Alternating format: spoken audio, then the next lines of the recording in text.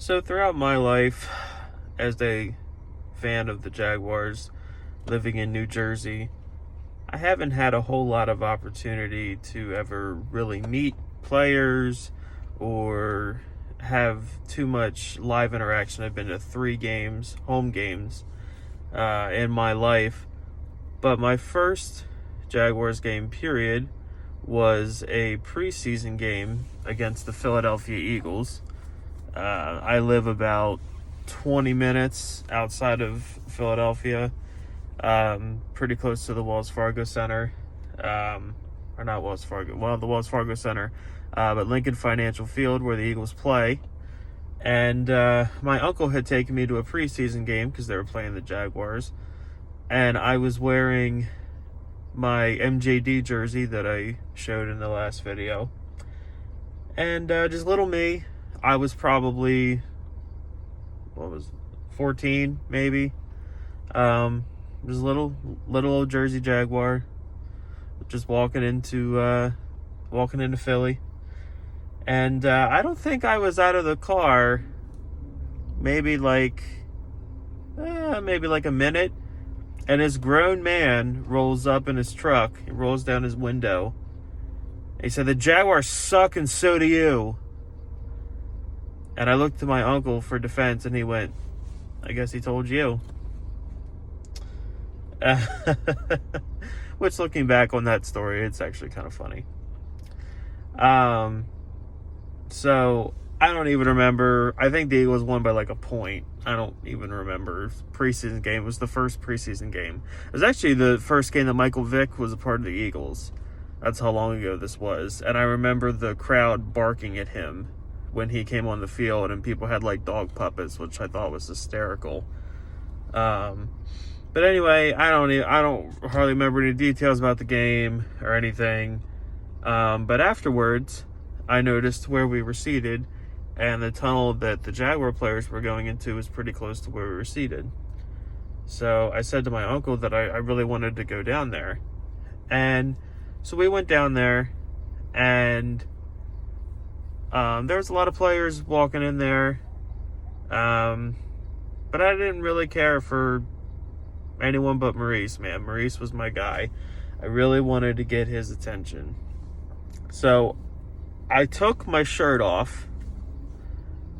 True story. I took my shirt off, and I'm not wearing a shirt, and I have my jersey that's way too big for me, and I'm dangling it over the railing of the stadium, whatever, the seating, and I'm screaming at Maurice Jones-Drew to sign my jersey. I'm screaming at him to sign my jersey. And he ignores me. He totally doesn't look at me. And my uncle just goes, "Maurice!" And he looks up, like that gets his attention. And he looks at me and he's like, "Hey, sorry buddy, I can't." And then just kept walking to the tunnel. Broke my heart. Totally broke my heart. Totally broke my heart, man. I still to this day just ripped my heart out. But then I think at the end of the night and on the drive home, I was like, Maurice Jones-Drew acknowledged me, and that was pretty cool. So that's like the first story. The other story is more recently. So I traveled to Jacksonville. I've been there 3 times for a home game the last 3 seasons. The last season, I went for the game against Tennessee. My fiance bought me the ticket and booked me the trip for Christmas/birthday gift.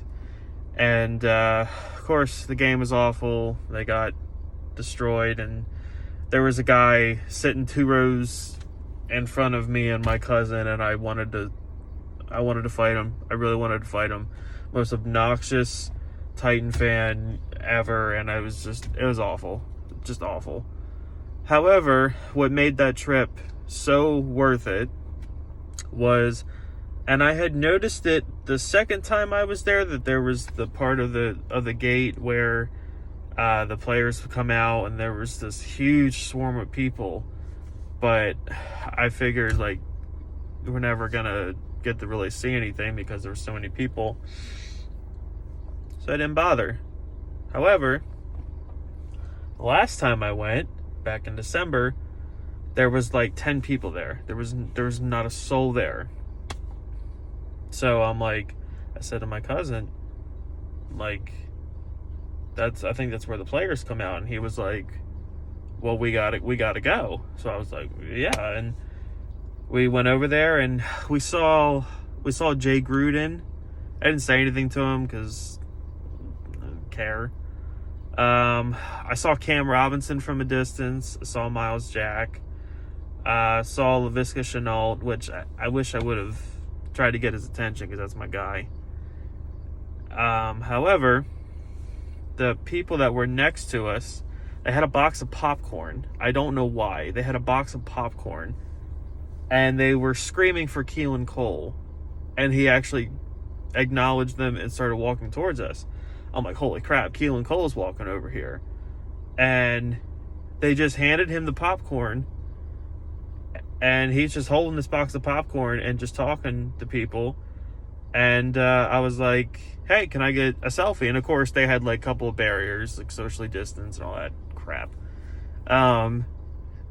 And I got a selfie with him from a distance, and my cousin got a selfie with him on his phone. And as he was walking away, I was like, hey, you got to sign long term with us, right? And he was just like, man, I don't know. That's not up to me. It's up to him, though. He can stay if he wants to. I will welcome you, Keelen. You will always have a special place in here. And then, after that, it was kind of like there wasn't really... I think all the other players were kind of going out a different way because not really a whole lot were coming out at that point. However, we noticed that because it was blocked off and like their own private like parking lot that they have to drive away. However, Jawan Taylor was outside of that with his family, just right where, like, if you've been to the stadium where that big Jaguar statue is, like right near there, he was just standing there with his family, just talking, just chilling. And I said to my cousin, I said, we gotta go meet Jawan Taylor. Like, we're never gonna get an opportunity like this again. We just gotta go do it. And it was really nerve-wracking because he was with a lot of people. He was with his whole family. So I didn't really know how to approach it. So the best way in my head was I slowly approached and went, Mr. Taylor! And everyone looked at me but him. And then I just kind of ignored them looking at me, and I yelled Mr. Taylor again really loud. And then he was just like, yeah, fellas, 1 second. He was showing someone a meme or something stupid on his phone. I don't know what he was looking at. But he was such a cool guy. Like, it was really an awesome experience, man. He took a selfie with me and my cousin, and talked with us for a second, and was just super cool. Really made the whole trip. Just meeting him, man. Like, Keelen Cole respected the whole like socially distanced thing. Man, he had his arms around both of us and stuff, man. It was really cool. It was just a really, really nice experience. Just awesome, man. And I guess if you want to look at a bright side of the whole COVID season and the whole, like, no one really being allowed to be there, because I don't think during a normal season that something like that you would have been able to do that. But it was just really cool that we had that chance and opportunity. It made up for the fact that they got destroyed by the Titans. Oh, well, what else was really cool is that on Twitter, that night or the next day, I don't remember, I had tweeted at him with the picture that he took with me, and I was like, hey, like, this meant a lot to me, thank you so much. And he actually responded, which, again, I was blown away by. I thought that was so cool of him. So he's got a special place for me too, man. I really hope he has a great year.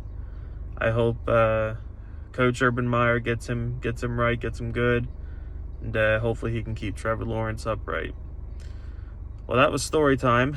10-minute video. That's not too bad, I guess, for 3 separate little stories there, 3 players. Hope you enjoyed it.